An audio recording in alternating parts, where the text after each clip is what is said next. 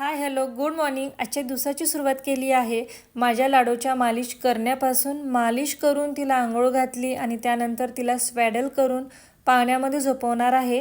पण तिला सारखा झोका दिला ना तरच ती 2 ते 3 तास आरामात झोपते. पण एवढा वेळ झोका देणं हे खूप मोठं टास्क आहे.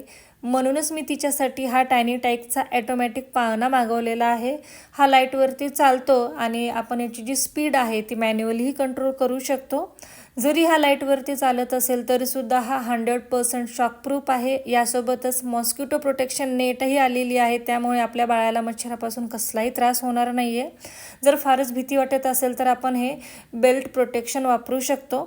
मला तर असं वाटतं की प्रत्येक आईकडे हा पाळणा असायलाच हवा.